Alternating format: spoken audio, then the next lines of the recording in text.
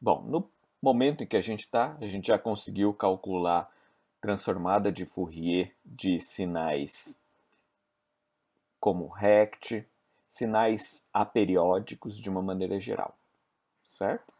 Bom, os sinais periódicos, nós analisamos as suas componentes, senos e cossenos, suas componentes espectrais, usando a série de Fourier. Os aperiódicos, a transformada de Fourier, sempre com o intuito de entender quais os senos e cossenos que constituem um sinal, aperiódico ou periódico. Entretanto, há alguns sinais que, vamos começar aqui, sinais senoidais e sinal constante. Eles são periódicos, eles têm série de Fourier, mas a princípio eles não têm transformada de Fourier do ponto de vista estrito. Por quê? A gente vai ver que quando eu aplico essas funções x de t igual a x de t igual a seno ou x de t igual a cosseno na transformada de Fourier, ela não converge. Porque a integral da transformada de Fourier é uma integral imprópria de menos infinito mais infinito. Então não tenho convergência. O sinal degrau é um sinal que é importante na vida prática, ele representa o ato de ligar alguma coisa ou desligar alguma coisa, certo? E ele, primeiro, não é periódico, não tem série de Fourier. Quando eu coloco na transformada, ela não converge. Então, a princípio, não tem transformada em nem série. Eu não sei os senos e cossenos que o constituem.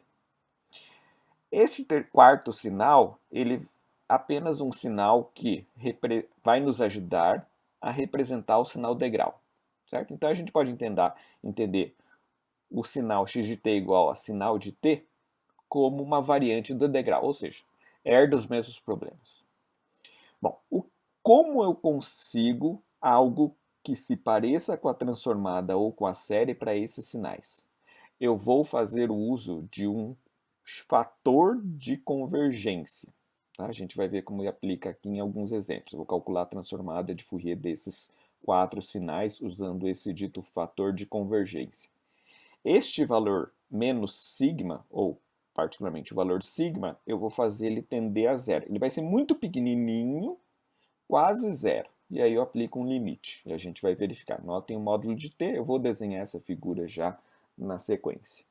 O importante de tudo isso é que, estritamente falando, não há transformada de Fourier para esses sinais. E a gente vai perceber que o elemento que usufrui desse fator de convergência e que gera a transformada de Fourier de algo que não admite transformada de Fourier é a função impulso, o nosso tapa-buraco.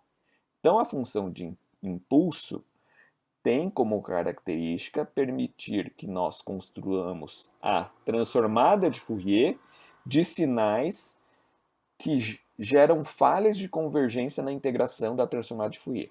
Então, estritamente falando, não há transformada de Fourier para esses sinais.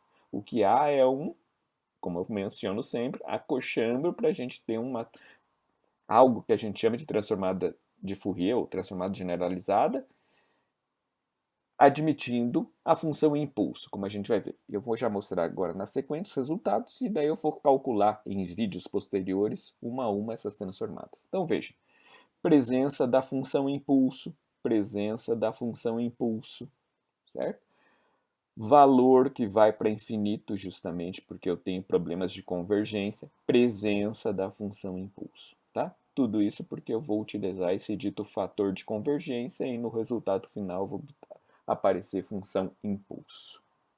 Então veja os próximos vídeos para o cálculo de cada um desses aqui, para vocês entenderem a mecânica de uso desse fator de convergência.